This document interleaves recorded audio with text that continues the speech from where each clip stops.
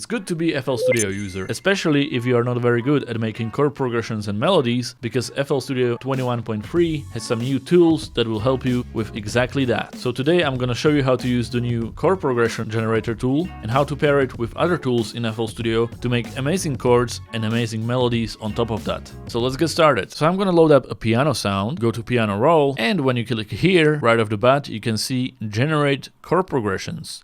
So let's click it, and we got our first chord progression generated right away. We can preview it by hitting the spacebar.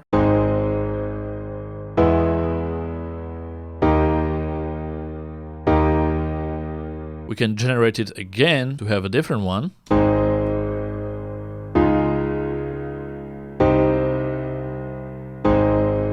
And I kind of like this one, but I don't like the last chord. So we can click this button right here and try some different chords in here. Let's preview it now.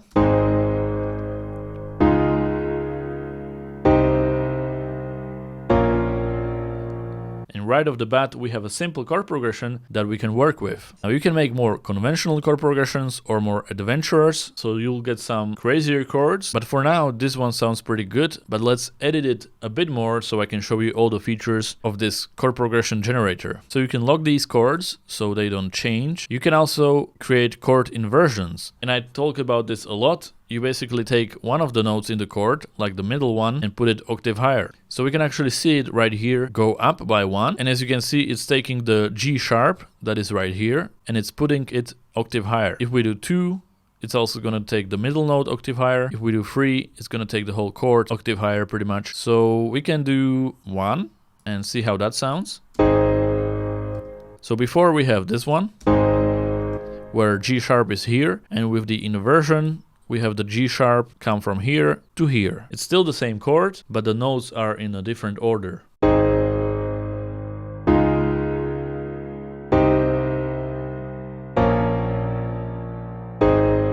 This button disables or enables the bass notes. So as you can see, we also have the bass notes to accompany our chords. So if we turn it off, we won't have the bass note.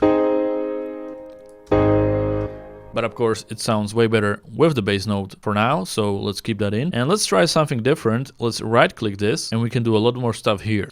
First of all, you can preview from this chord.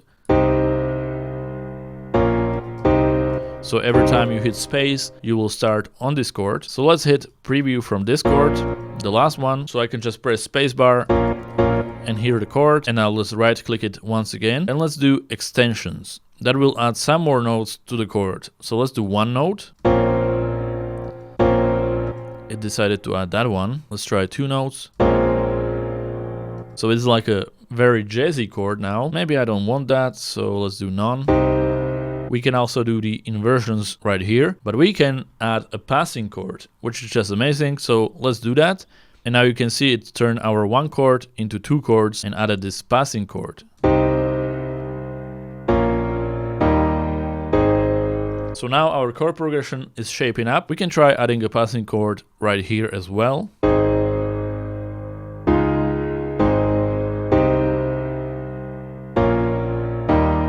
Maybe we can adjust this one by inversing it a little bit. Maybe this one as well.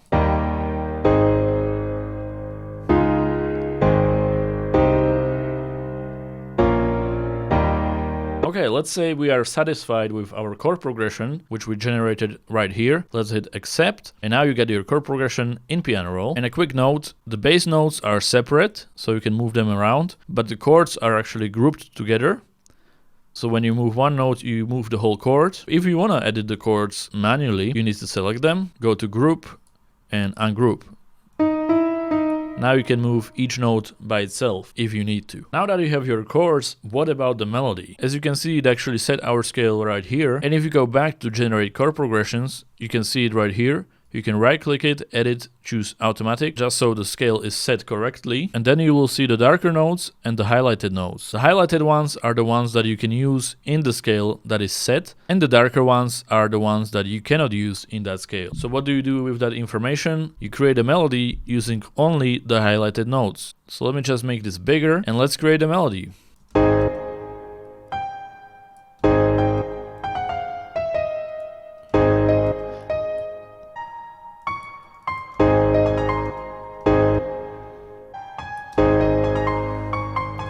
So I'm sticking to the highlighted notes.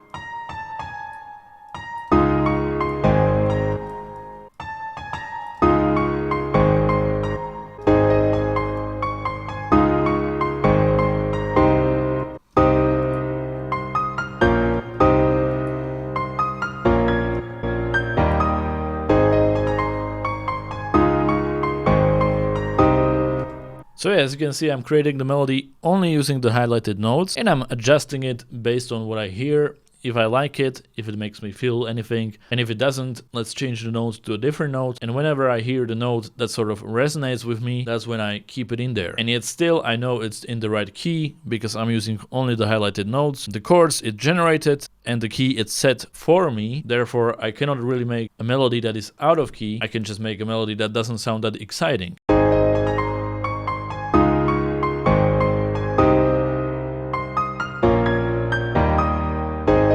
So yeah, I think this is a pretty good melody. Then we could repeat it and make some variations, like right here.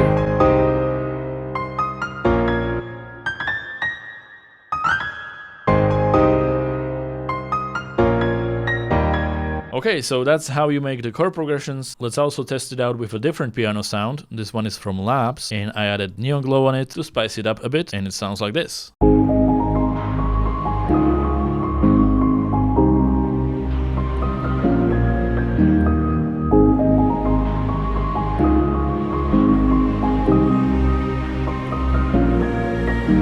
I think it's pretty amazing that we created this using the chord progression generator along with following the right scale, and we have a beautiful chord progression and a melody.